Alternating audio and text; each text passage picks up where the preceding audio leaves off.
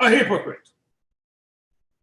Paul said also that the deacons must not be greedy of filthy lucre. It's not all about money. Do we need money to live? Absolutely. I don't know what we would do without it. But there's a difference. If it becomes our focus, if it becomes our lives, then it has a different meaning. Today, I call a deacon to clear all that up for us. Yes, sir. None other than our own Deacon Jonathan Daley. Hear ye him. Deacon.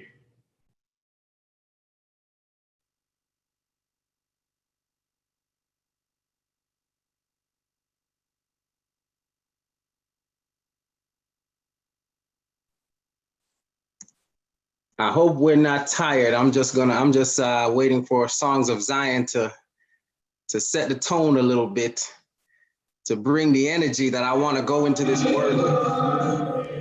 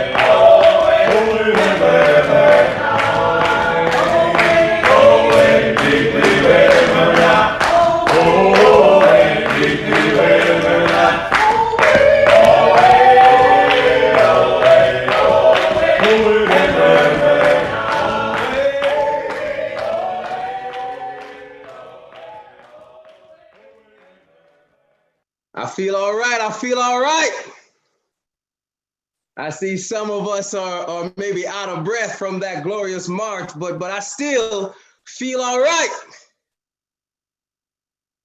Oh, I just pray today that, the Lord, the Spirit of God can truly help me to deliver to you what he's delivered to me, to the church of God, to the saints of Christ, to my pastor, Elder David Anderson. Excuse me while I get this screen properly calibrated. There we go.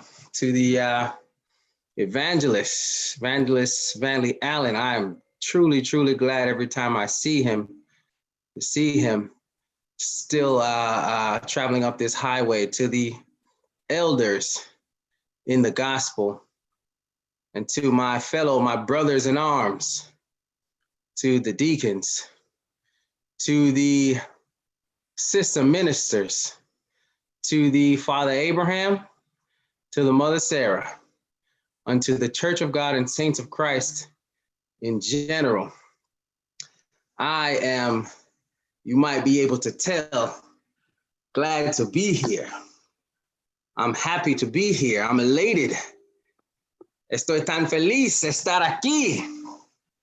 I'm happy to be here with all of my brothers and sisters. Hey, hermano. Takes on, God bless you, my brother. This takes on a different meaning for me, it seems, every Sabbath now, because it's one more Sabbath that God gave me. So I'm happy.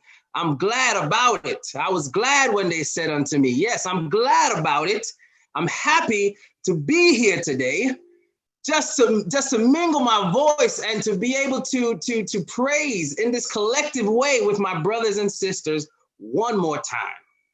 I'm thankful for another week of life that God has granted me. I'm thankful to see my brothers and sisters from near and from far, from all over, all the way from Connecticut. Some are in, I think I saw Grand Cayman. I think I saw Jamaica. My brothers and sisters from all over the place.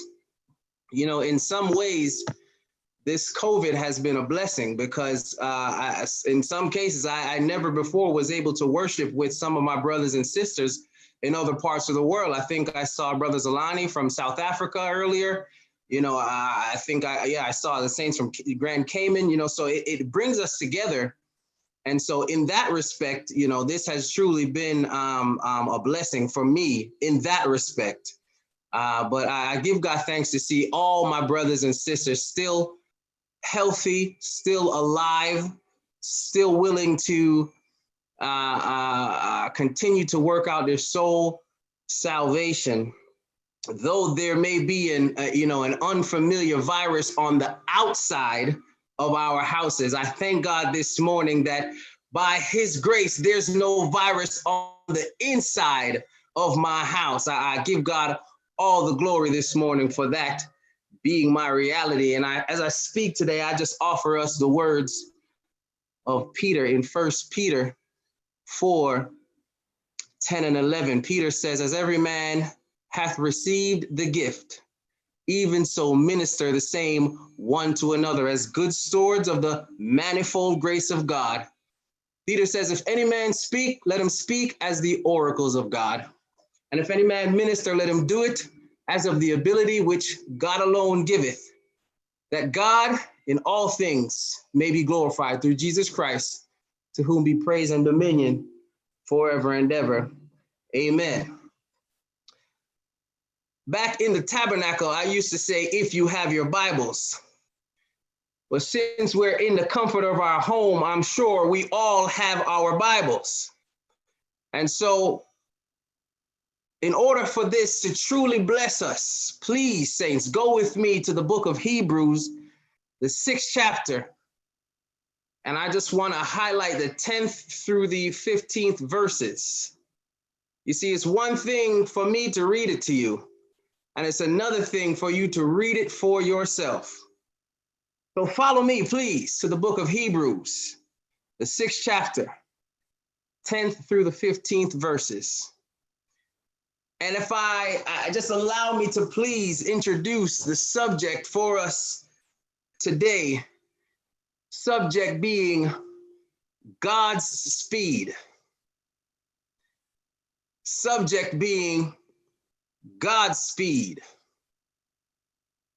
Hebrews, the 6th chapter and the 10th verse. Help me, Holy Ghost. I pray I can deliver it to you the way it came to me.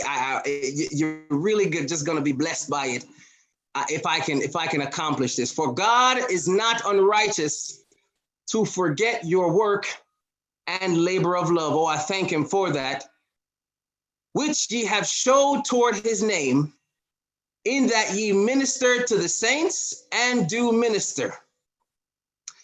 Some individuals you may come across, some people, if you cut off 9 fingers and you give it to them, they're going to look at you and ask you, how come you didn't give me the 10th finger? Before they thank you for giving them 9 of your fingers, they're asking you for the 10th one. But I thank God that this says God is not unrighteous to forget your work and your labor of love. He doesn't forget about it, which he have showed toward his name. 11th verse, and we desire that every one of you do show the same diligence to the full assurance of hope. For how long? Unto the end. The writer asks us to have that same diligence that God has in this regard. So if someone is kind to you or has shown you love at some point, Don't forget it, but remember it. And the 12th verse, my text verse, that ye be not slothful, but followers of them who through faith and patience inherit the promises. For when God made promise to Abraham, our father, because he could swear by no greater, he swore by himself, saying, surely, when God says something is sure, I hope we're convinced that it's going to happen. He said, surely, blessing, I will bless thee, and multiplying, I will multiply thee. And so after he had patiently endured, he, being Abraham, obtained the promise. If I could bring our attention just back to really quickly the 11th and 12th verse, and we desire that every one of you do show the same diligence, to the full assurance, the same diligence that God has, to the full assurance of hope unto the end, that ye be not slothful, but followers of them who through faith and patience inherit the promises. Why is this important? And so after, one more time, and so after he had, that's Abraham, patiently endured, he obtained the promise. I want to focus on patient endurance. He patiently endured. So to endure refers to sustaining, right? Over a length or an amount of time. In this case, Abraham's life. I want to introduce to us, that is the distance aspect of this equation. Patient, he patiently endured, refers to the speed with which it was done. I introduced those definitions because speed is simply distance over time. And we see here that Abraham, because of moving at God's speed, obtained the promise. It'll make sense in a moment. Just stick with me, saints. The meaning of this phrase we hear from time to time is usually an expression of, like, you want to wish someone well. It's an expression of good wishes to a person before they begin a journey. You bid them Godspeed. You say, Godspeed be with you, or God be with you, or Godspeed, my brother. You're essentially, you're just wishing them well before they begin a journey. And so we say Godspeed. I just want to spend a little time with that today. What is the significance or the importance of Godspeed? Have you ever seen, saints, this formation in the sky? Have you ever before seen this formation in the sky behind me? These are not several dots on a screen. These are majestic animals in the middle of their natural calling. This is a flock of birds migrating in the sky. And from time to time, God would have it so that some animals have to relocate. They have this natural inclination to migrate from one place to another. But what's interesting is that no one taught them how to migrate. No one sat them down in a class and say, this is how you migrate. They didn't take a class on it. But somehow they're programmed with this information on how to accomplish this great undertaking. Some birds follow migrating patterns. They actually do it for a purpose. They do it to preserve their species. You see, the birds that live in colder climates, those of us that are in the northern states, or maybe even more north than that, the birds that live in those climates have a hard time enduring the frigid weathers of the winter. So what they do to preserve their species is their programming tells them they have to move from a colder climate to a warmer climate so that it's more comfortable for them to continue to persist, as well as there are better feeding opportunities. They realize that they have to travel, saints, from one place to another, from one place to somewhere better in order to obtain a particular goal. I say that because that's a sermon all by itself, but they inherently know that they have to leave their immediate habitat to ensure their survival. Isn't that something? But saints, they can't just up and leave, right? If I'm a bird, I can't just get up and leave. I know I have to leave. Something within me tells me I have to leave, but I can't just up and leave. There's a predetermined way to travel. So when we look up, we see the V shape. But it's not just simply, saints, a V. Anyone familiar with physics would understand that the V shape is the most aerodynamic shape known to man. That's why planes' wings and planes are shaped the way that they're shaped. So the birds fly in this shape, in this form, to conserve their energy. They somehow know that where I'm going it's going to take me some time to get there.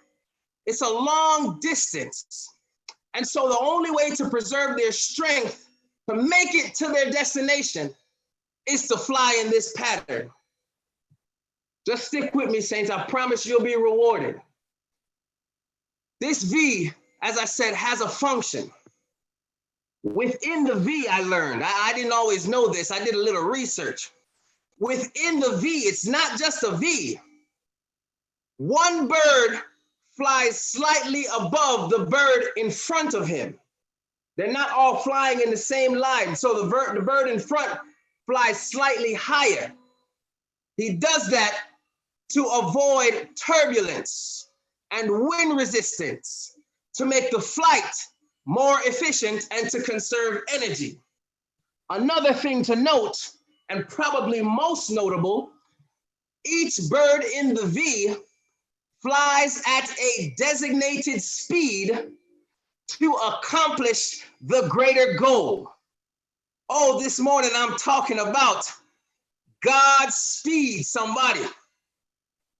Traveling at God's speed. I promise I'm not going to be much longer. Traveling at God's speed, it requires us to trust in him. And I say to myself, if the birds can do it, and if the animals can do it, how about you and I? Can I trust God enough to go through this journey at his speed? Our problem, saints, we don't like to wait for anything. We're just like that by nature. We say, you know what? I'm not seeing any results, or like, we think God isn't moving fast enough. How long should I wait on him? But then here's the contradiction, because every Sabbath, Psalms 91 tells us, with long life will I satisfy him and show him my salvation. So that's a length of time that we're agreeing to every Sabbath. So we don't realize we're not going to always immediately see our salvation. We have already declared that I'm going to do this with long life. I plan on satisfying him and show him my salvation. We're not going to see, saints, the salvation immediately. How do I know that? Because Moses had no idea that his journey would include him dividing an entire body of water and passing through on dry land. Abraham had no clue that because he was moving at God's ordered steps, that all nations, somebody of the earth, would be blessed as a result. Likewise, the woman with the issue of blood, still talking about God's speed, after having tried, saints, every remedy, after having seen every doctor. My God, what do you do when the doctors can't heal you? After having exhausted Every resource, Obamacare just didn't cut it for her. All the money in the account didn't cut it for her. After exhausting all of these things that were available to her, guess what? She got wind. She got wind, saints, that the Christ would be passing through. And not just passing through, he was going to be passing through a thick crowd of people. Guess what she did? She positioned herself. Even though she didn't have a clear path to get to him, she positioned herself. But what I want you to notice, if she pushed too quickly, she would have gotten to that area too soon. If she pushed too slowly, she would have gotten to that area too late. But she pushed somebody at God's speed, which allowed her to lay hold on the Son of God himself. Don't you know, as a result of moving at God's speed, she was immediately healed and cleansed from all her ailments. Oh, saints, I'm talking this morning about God's speed. There is a benefit to moving at God's speed. Somebody say God's speed. Yes, la velocidad de Dios, God's speed. You see why some of us, we have this inclination, we don't want to wait. We have this inclination, we want to move, we want to get ahead of ourselves. That's where that expression comes from. We want to go faster. We want things right now, even though we can't see what's directly in front of us. We don't like to wait for things to fall into place. We have this right now mentality. So Paul, he tells us in Philippians 4:11, he says, not that I speak in respect of want. I hear my sister evangelist talking to me right now. He says, for I have learned. He wasn't always this way, but eventually he converted to believing this. I have learned in whatsoever state I am therewith to be content. He's not saying you can't want more. You can't desire more. He's not at all saying that we all have goals and aspirations. But Paul is saying, understand, if you have a roof over your head, be content. If you have a paycheck, be content. If you have a plate of food, be content. It may not be hors d'oeuvres and lobster every night, but if you have nourishment, be content. And so I have learned, saints, to be content with God's timing, which is God's speed. 1 Timothy 6:8 tells us like this, but godliness with contentment, he says, is great gain. My goodness, it's one thing to be godly, but don't you know you also have to have some contentment with that godliness, and having food and raiment. Paul says, let us therewith be content. Sometimes you and I look at our situation and feel like, oh, I don't have enough because my bank account doesn't look like Jeff Bezos' bank account. But Paul says, having food and raiment, let us therewith be content. I spoke about it last night for those that weren't here. One of my daughters expressed her displeasure with myself and my wife's dinner menu from yesterday. She began to pout, fold her arms, and throw her little tantrum to let me know she was not a fan of what we were serving. Oh yes, but it brought to me that how sometimes we can have this feeling or this sense of entitlement, not being aware that any provision whatsoever is a blessing of epic proportions. So the bigger issue, saints, is that we don't like to rely on the speed of God, because moving at God's speed, as I said, it requires our complete trust in him to deliver us in his time and not in ours. Many of us, I know some of us can relate to this.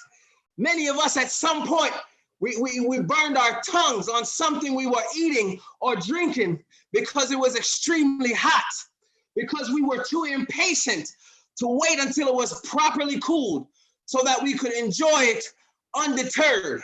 So much that we know the food is too hot, but we put it in our mouth anyway, and we're doing all kind of things to try to endure the intense heat, because we're so impatient that we can't wait until the food is just cooled to be properly enjoyed. Solomon, I love his words, the wisest man that ever lives. Ecclesiastes 3:11 says, God hath made everything beautiful in his time.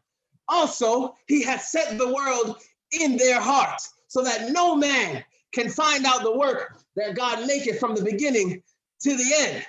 God does it, saints, in his time. He has made all things beautiful in his time. So guess what? I may not have that degree yet, but he'll do it in his time. I may not have the house yet, but he'll make it beautiful in his time. Oh, I may not have the millions yet, but he'll make it beautiful in his time. Lamentations 3:25 and 26, the Lord is good, saints, unto them that wait for him, to the soul that seeketh him. It is good that a man should both hope and quietly wait for the salvation of the Lord. All throughout the Bible, we're encouraged to wait. But our innate, our nature, our inclination is to have things right here and right now. And so are we willing to wait, saints, on the result? And so getting back to the topic, Godspeed. I used to think that the phrase Godspeed, now don't laugh at me. I used to think the phrase Godspeed meant that you wanted the individual you were bidding Godspeed, you wanted them to travel quickly. Because after all, God is an all-powerful being. So if he was to go from one place to another, it's not like he'd take a bus or a taxi. He could be there instantly. So I thought you were bidding for that person to travel there quickly to avoid any hurt or harm, or to avoid any mishaps. But I realized that that doesn't make much sense, in that God would have no need to travel quickly. God has no need to avoid mishaps. God has no need to avoid hurt or harm like you and I. So I realized that couldn't be the meaning. And so the statement, saints, it simply means to travel at the speed that God dictates for you and I. So it's not necessarily to travel quickly, but it's at the speed that God dictates for yours and my life. And what I realize, saints, the beauty of this, you might think, oh, well, I don't know what speed God is traveling, so I don't know how to calculate myself. But the beauty of this, God, saints, is willing to travel as fast as you are capable of managing. I'm going to say that again. God is willing to travel as fast as you are capable of managing. He's only willing to go as fast as you allow him to. So in essence, God's speed, in some respect, it depends on you and I. The prophet Isaiah, chapter 30, verse 18 says, and therefore will the Lord wait, that he may be gracious unto you, and therefore will he be exalted. Now, why in the world would God wait on you and I? It says he will wait on you and I, that for what purpose? That he may be gracious unto you and I, and therefore he may be exalted. So he is exalted when he waits on us. In essence, God is waiting on you to wait on him. Stay with me. I promise I'm just about done. So waiting, you have to realize, saints, is in our best interest. I want to share a story with you all, and I'm out of your way. Here in Florida, our rain showers are a little different. The Floridians on the line can attest to this.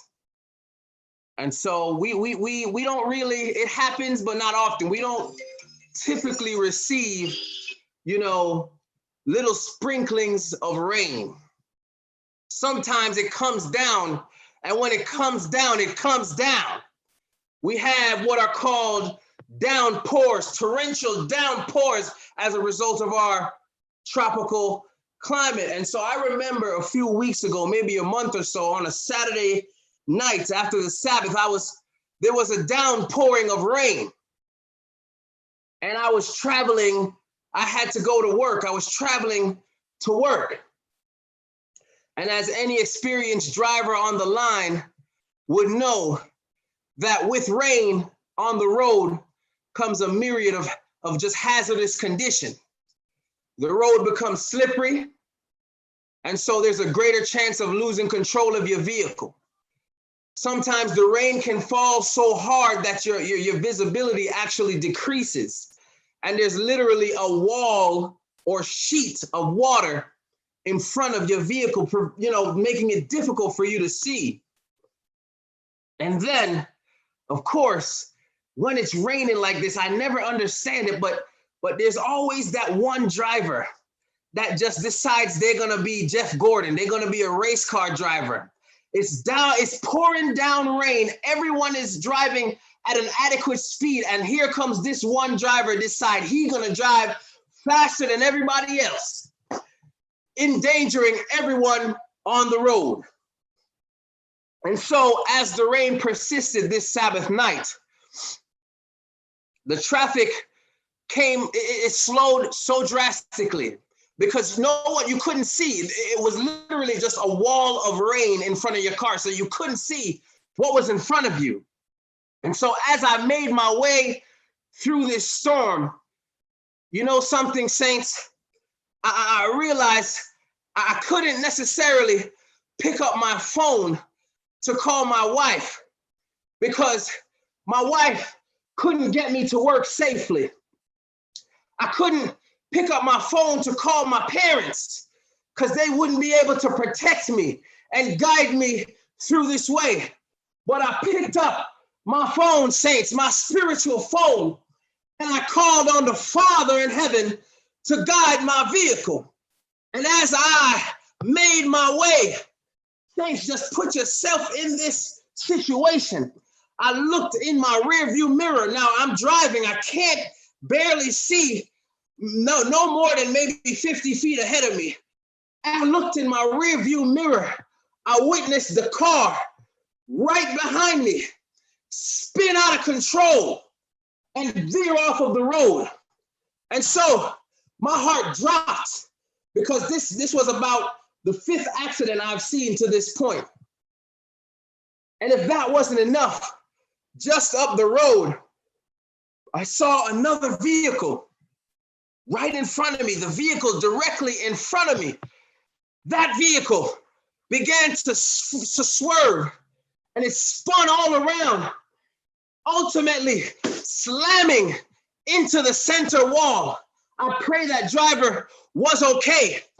But after seeing an accident behind me, and after seeing an accident ahead of me, the man, the physical man, started to worry and started to become afraid. I said to myself, I must be next.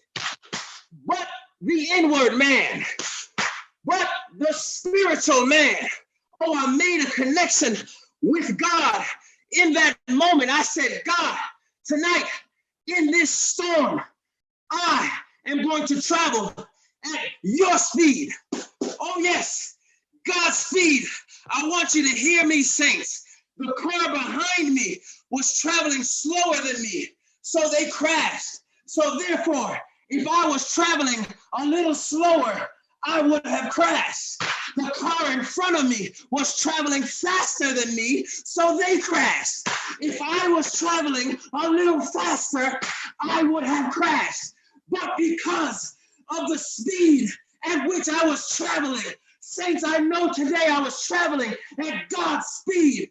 Don't you know I made it safely to my destination without hurt, harm, or danger? Somebody say Godspeed.